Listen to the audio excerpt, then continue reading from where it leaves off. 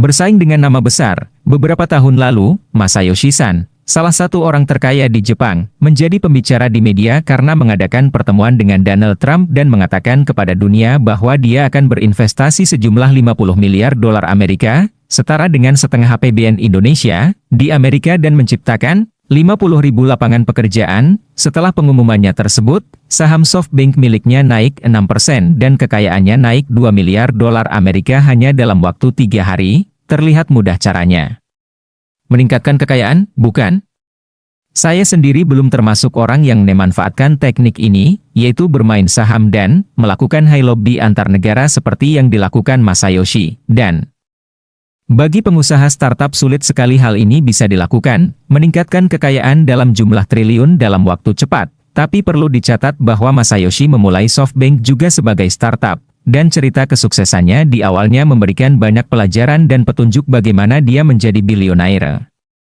Dia memulai SoftBank pada 1981, ketika SoftBank berusia 2 atau 3 bulan, dia memutuskan bahwa dia perlu menunjukkan kemampuan produk softwarenya kepada end user atau pemakai dan para dealers. Karena itu ketika ada pameran, dia memesan booth berukuran sama dengan Sony, Matsushita, dan Toshiba. Setelah memesan tempat yang sangat luas tersebut, booth tadi didekor dan diisi oleh para software vendor, para mitra dan calon mitra SoftBank, yang kira-kira berjumlah 12 perusahaan.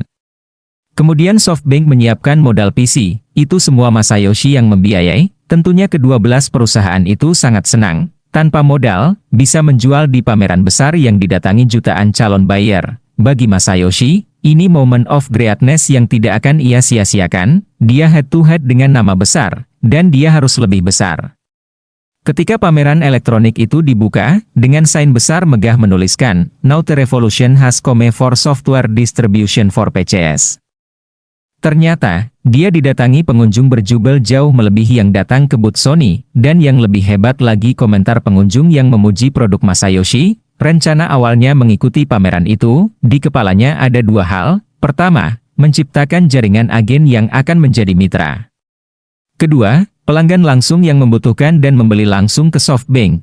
Namun, kenyataan bicara lain, dia tidak mendapatkan satu tanda tangan pun dan tidak mendapatkan satu orderan pun, tidak ada yang minat jadi mitra. Zero.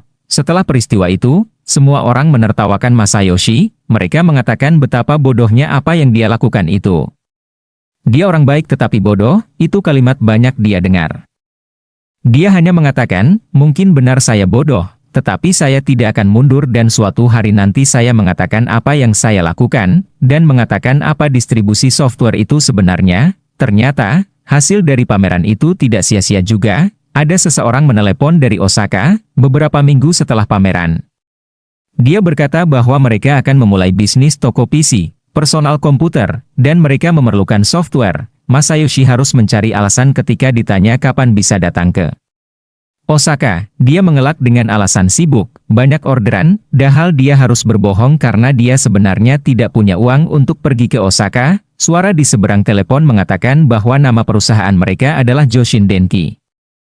Dan mereka bertanya, apakah pernah mendengar nama itu? Dijawab Masayoshi, dia tidak pernah tahu. Ternyata di kemudian hari dia baru tahu bahwa Joshin Denki adalah jaringan toko home elektronik nomor 3 terbesar di Jepang. Lalu sore itu, orang dari Joshin Denki menelepon lagi. Dia mengatakan, karena Masayoshi terlalu sibuk untuk datang ke Osaka, tidak apa-apa.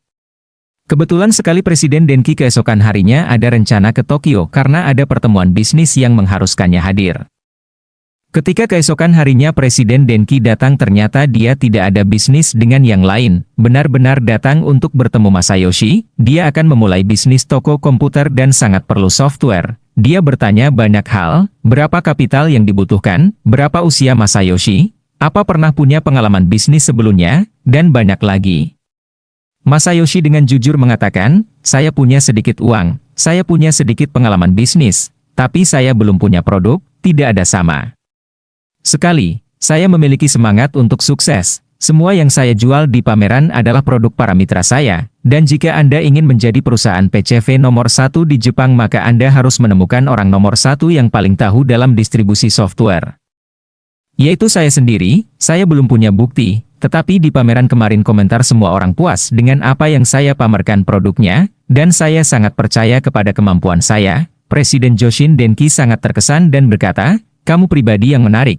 Lalu dia memberikan purchase order untuk semua software PC yang dijual di Joshin Denki. Setelah mendapatkan order dari Denki, Masayoshi datangi semua department store dan toko elektronik. Komentarnya, Anda tahu Joshin Denki sekarang menjadi penjual PC nomor 1 di Jepang? Tahukah mengapa Denki sukses? Karena mereka memiliki software, dan saya adalah orang yang memiliki hak eksklusif untuk software mereka, jadi kalau toko elektronik Anda ingin sukses. Pesan dari saya, selang 1 bulan kemudian Masayoshi memperoleh pesanan dari semua toko elektronik di Jepang, sebelum ada Joshin Denki, jualannya nol. Setelahnya dia mendapatkan $150.000 Amerika dan bulan berikutnya terus naik 50% hingga selama 1 tahun mendapatkan sales $2,3 juta Amerika. Oke, sampai di sini cerita Masayoshi. Mari kita bayangkan, dia mendapatkan 1 telepon dan dia berdiri tegak menghadapinya. Dia mulai dari nol dan mendapatkan $2,3 juta Amerika tahun itu. Inilah rahasia Masayoshi untuk sukses. Dia mengambil sikap, berdiri tegak, mengambil komando, dan selanjutnya, sukses pun mengikutinya. Dia lalui kesalahan pertama dan selanjutnya dia berdiri tegak di setiap rintangan. Sekarang, kekayaan bersihnya mencapai $20 miliar Amerika. Pertemuannya dengan Trump menunjukkan sikap berdiri tegaknya yang membuatnya bertambah kaya $2 miliar dalam 3 hari. Pertanyaan saya kepada sahabat, apa yang Anda pegang saat ini? Punyakah sikap dan mimpi seperti Masayoshi? Punyakah pegangan seperti Masayoshi?